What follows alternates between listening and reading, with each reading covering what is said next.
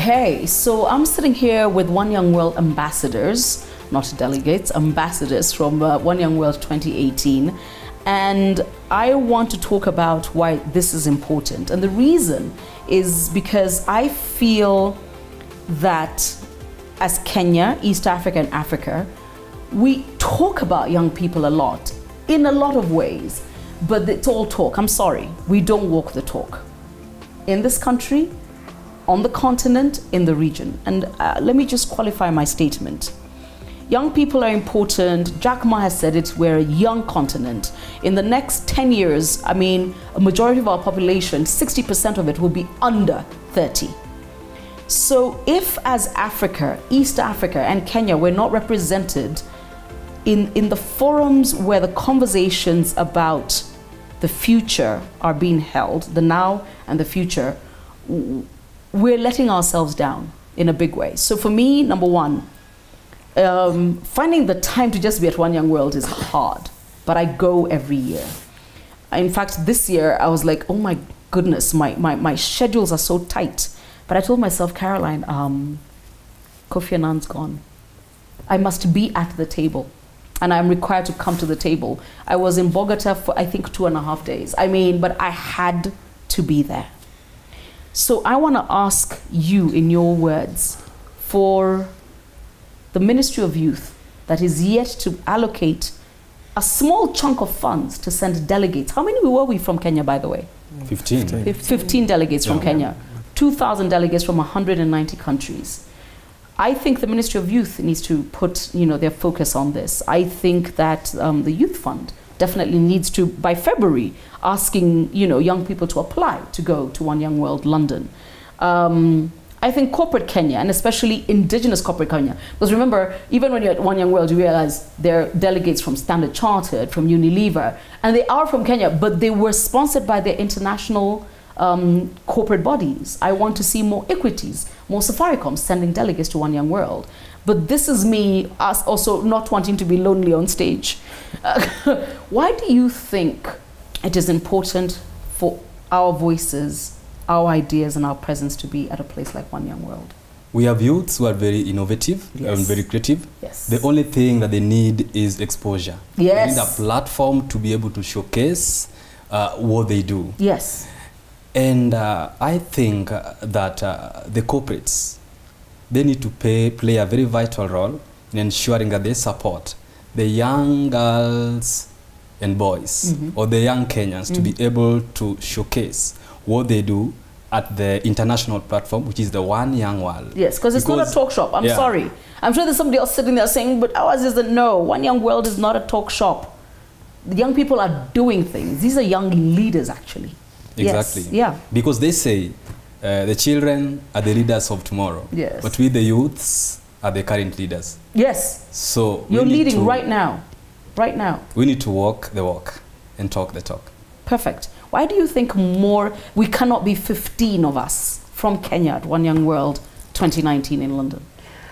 I believe Shofco, just Carol, and a few organizations from Kenya just sending 15 people is an underperformance. It is. Seriously, Kenya has a lot of youth working with these corporates, working in government, working as self-employed, and they're just looking for that platform to get into getting their ideas heard, getting to lobby more people to follow them, and also just getting to network with other people so that their change is more huge. We are doing change locally as Kenya, as Africa, but I think the resources we have are enough to lead even bigger change. And this can only be learned from big forums like One Young World. So I want to thank you, Carol, for the much you've done, but I think the corporates and the government need to step up, because looking at where we are going, we will be leading the country for some time now, and there's need to invest in the youth. And if we invest in the current youth, then that is carried to the generations behind us, meaning we will influence positive leadership, not just right now, but in the leadership to come even tomorrow. So I think it's a platform to actually tell us where we are going. Leadership in youth and influence the leadership that is coming from behind.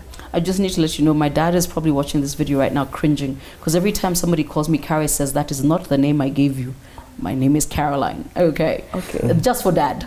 Okay. My dear, why should we be there? Why can we not be 15 of us in London? I think for Kenyans, we need an increment in number of participants who are going to the summit. Reasons being that in terms of policy, because we need to influence policy at the global level.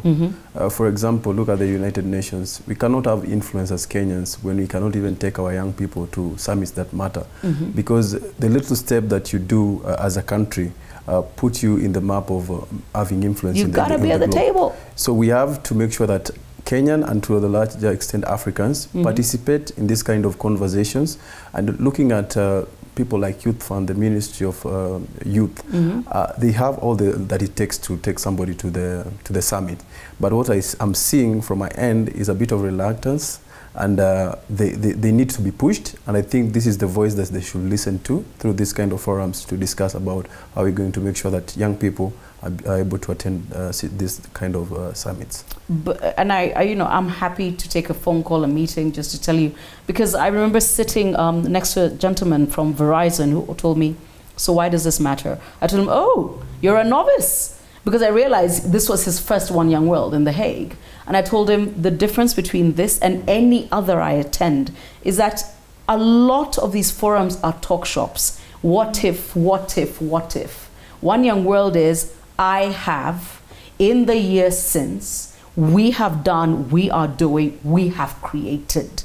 You will never hear theory at One Young World. You actually will be presented with a working item. And I think that's what fascinates me. I don't know, did anybody stand out for you at One Young World? Eric, I'll start with you. I'll start with the person who had the idea of amputee legs in terms of coming up with an artificial leg to help those people amputated. Amputees. Yeah, amputees. Yeah, And for me, this is an idea that is workable and is something that is going to do it in his own country, home country. I think for me that was amazing. Another person who stood out for me was the person who was dealing with prisoners in Cameroon. And this tells you that the prisoners are people too. And yes, they are. if you look at the voice, again I go to the voice of the young people. If 2,000 delegates sat there and you could see how many people have ideas, then you have a reason to support these young people in terms of what they're doing. What they're doing, yes. And I did the plenary on education. It wasn't just the stuff that was being done by young people.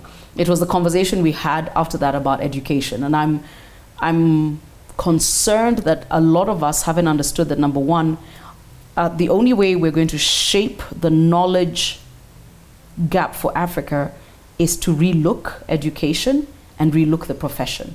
And I think I said this on the Empower stage. I said, profile for teachers must be raised. You can't demand better when, if I met you and I realized you're so amazing, you're so talented, what do you want to be when you grow up? A teacher. And then everybody goes, if we can't raise the profile and the social significance we give teachers, we're failing our children. But also, if we can't be serious about how we remunerate teachers, we're failing society. For me, that plenary on education was huge, but it was that part of me understanding that it will start with how we perceive education, educators. And you, my dear, what jumped out? What really stood out for me, first of all, is the counselor from Johnson & Johnson. Yes. She has invested, and the company also, in maternal child health. Yes. For me, health really is close to my heart, because I believe with good health, then children are able to go to school. Yes. Then they're able to concentrate in class. So the first 1,000 days that walks the children from when the mother is pregnant into early childhood and up to around 3 years, that was fascinating for me. They were giving this child good health. They were giving this child good cognitive development, just to make sure that as they grow, they're able to capture opportunities that come their way. Still on education, we can't hide out from it. And you are right, we really need to take it serious. Yes.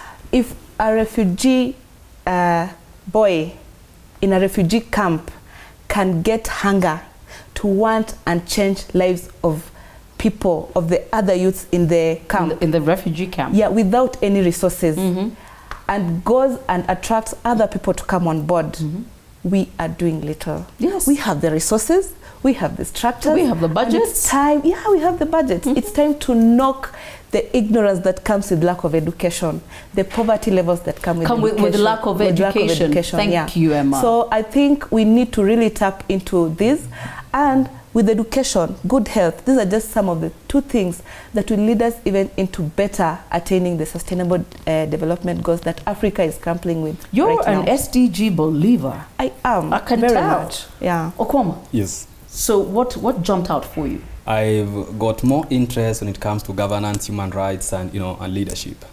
And we as young youths, we really try hard as we can so that we can be able to occupy the political spheres.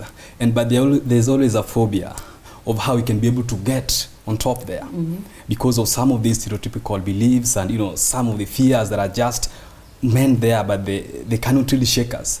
So there is this one young girl from one lady, from Brazil by the name Tabat, who managed to be able to unlock the barriers and occupy the political spheres by being elected as a member of the Congress in the last, I think, concluded the Brazilian elections. I think that really amazed How me old was she? and inspired me. She's 24. Yes. And this is a girl who lacked financial capability. She decided to mobilize her friends who help her to be able to raise funds and be able to even mobilize people to vote for her. And she got some of the most, votes in the Brazilian elections. So I really think this is one of the things that, really carried me and really made me feel like I think I need to really play more in what I do, because whatever little that I do has an impact in changing the world and making it a better place that I want it to be. And I said this when I spoke on the morning of Ambassadors in Action, is that you are the generation that will do. The people who've just come before you were great at pointing out what was wrong with the world. And I've said my generation, that of my parents, got us here in the mess we're currently in.